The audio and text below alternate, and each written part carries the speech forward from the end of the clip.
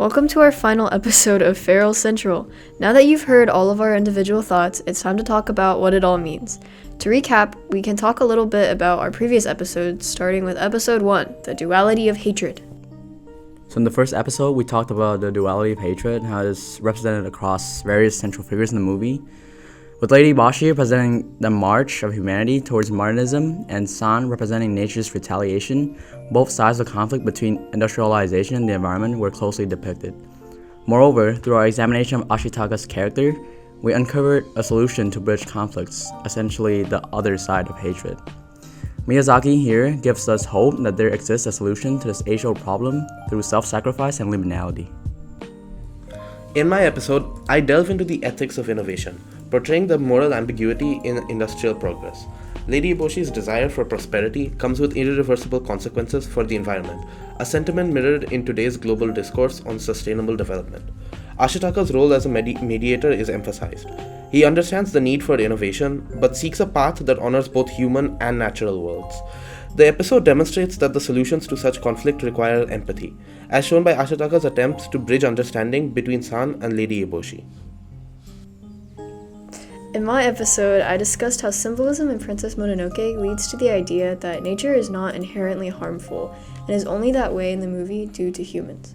The movie reminds us that nature is something that should be protected and tells us to be more mindful of innovating without putting nature at risk. So I think some of the core themes we all discussed was how environmentalism and human advancement in the movie can have parallels drawn to the modern world and our society's current relationship with technological advancement. Especially on our college campus, these topics are really important because even though they seem a little arbitrary in the context of the movie and its times, it's really a pressing matter in the real world now. As a final thought, how do y'all think the themes you've explored connect to the idea that the film portrays humanity's ongoing conflict with environmentalism? Personally, I feel that the theme of the movie reflects how tension between environmentalism and industrialization is constantly escalating, even shaping global conflicts in the process. The dynamics in the movie reflect how personal values like identity, responsibility, and survival can advance broader ideological conflicts. Like Lady Eboshi, modern industries prioritize economic growth at the expense of natural ecosystems with the belief that such sacrifices are necessary for human progress. San, similar to activists, fiercely opposes this destruction, going as far as resorting to hostility and violence. Finally, through Ashitaka's character, Miyazaki urges society to strive for a position that balances short-term gains and long-term stability by investigating the roots of the conflicts between nature and progress. So I think that just as Princess Mononoke suggests, proper leadership that balances the desires of the people while valuing the environment is what we need. Just like when we're creating new technology, environmentalism must be kept in mind when creating government policy, as policies that solve certain problems may end up unintentionally damaging the environment. It's really a shame how politics can get in the way of environmental policies, whether it be due to meddling by corporations or conflicting interests of the politicians involved, or the propagation of misinformation by both of these parties.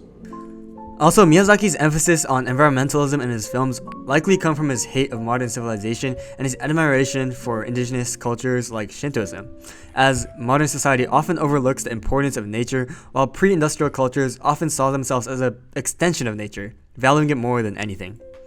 Even the film's subtle critique of soft power can be also viewed from an environmental perspective, as modern East Asian nations, including Japan, often set aside their traditional, nature-centered cultural heritage, instead highlighting superficial cultural expressions to shape an image of their country for influence abroad.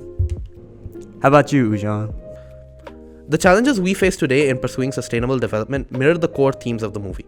Whether it's navigating the ethics of resource extraction, the consequences of deforestation, or the impact of pollution, these issues are as relevant now as they were during the period Miyazaki depicts. What makes Princess Mononoke particularly striking is how it portrays the difficulty of finding empathy in these conflicts.